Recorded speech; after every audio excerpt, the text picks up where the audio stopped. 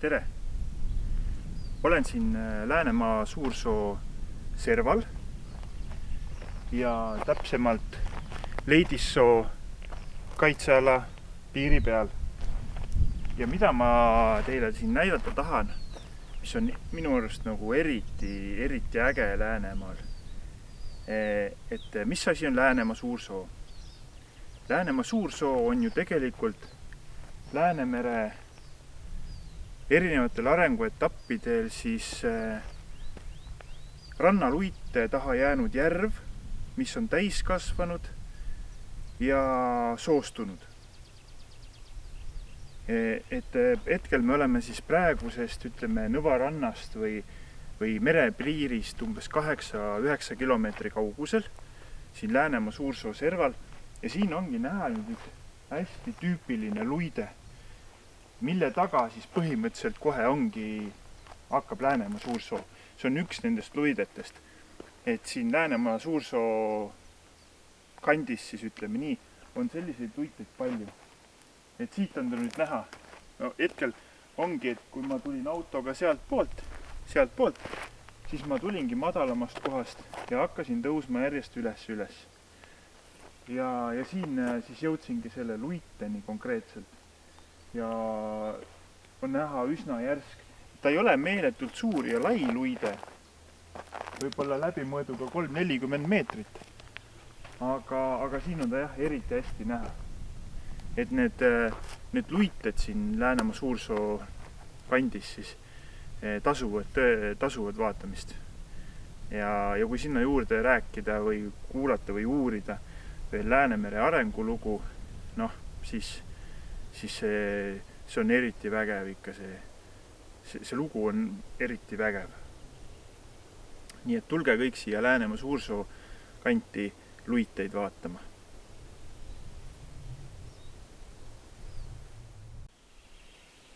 Et tahtsin veel lisada. Kui ma ennem rääkisin sellest Läänemaa Suursoo kandist ja siin olevatest luidetest, siis sellel hetkel, kui ma seda rääkisin, olin ma tegelikult mitte 40-meetrise luite juures, vaid tegelikult see luide on oluliselt laiem. Lihtsalt see luite tipp oli 40 meetrit umbes hinnanguliselt lai. Aga tegelikult need luited on ju palju laiemad siin. Ja kui ma nüüd autoga edasi sõitsin, siis ma sain aru, et see autotee, kus ma sõidan, ongi ehitatud luite harjale. Ja kui ma nüüd vaatan sinnapoole luidet, näen ma raba. Ja kui ma vaatan sinnapoole, näen ma samuti raba.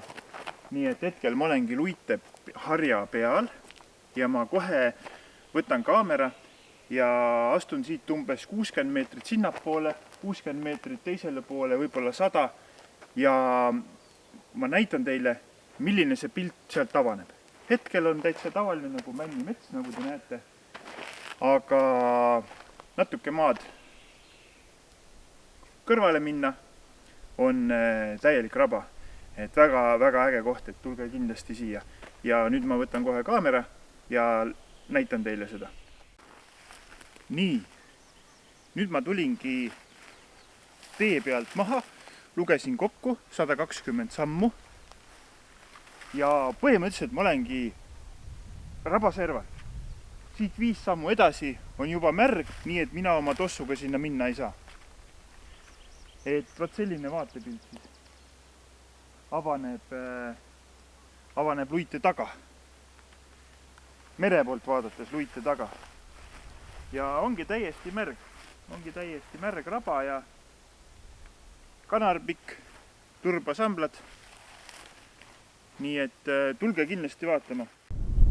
Nii, nüüd ma olen siis tulnud teisele poole luidet ehk mere poole luidet ja teoreetiliselt on see raba siin palju noorem raba kui see, mis on teisel pool üle luite.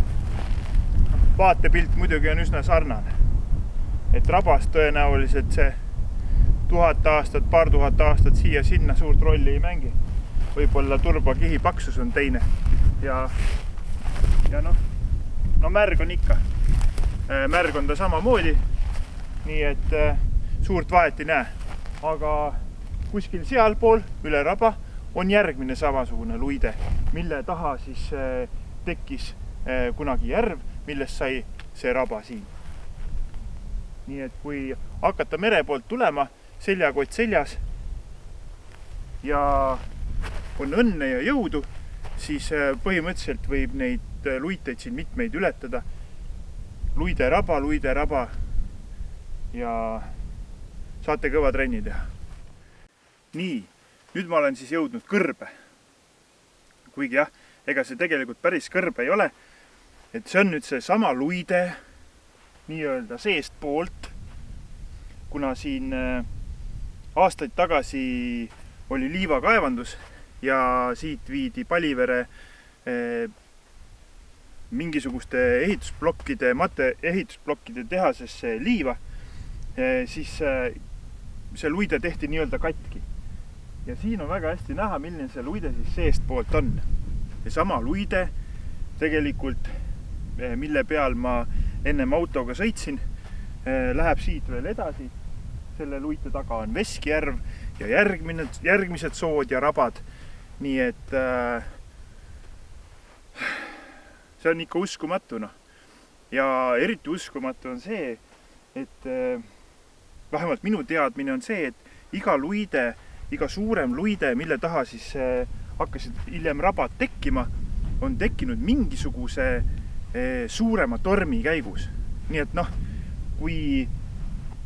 kui nüüd viimaste aastate suured tormid, minu ajalugu muidugi nende tormide kohavalt väga kaugele ei ulata, aga ütleme, tekitavad sellise minu kõrguse või natuke kõrgema valli, siis selle luite kõrgus on ikka siuke paarkümmend meetrit. Et võib vaid ette kujutada, milline see torm peab olema siis, et selline luide tekitada. Ja kui siit on veel maha võetud, seda on veel lihvitud, uskumatu, ma ei kujuta ette. See oli ka muidugi ammu. Ja lähme nüüd sinna luite otsa. See juba tasub ronimist. Kuigi on raske, ja mõnele on raske, aga saab ka ringi minna. Aga see vaade sealt luite pealt, see on ikka hämmastav. See on hämmastav.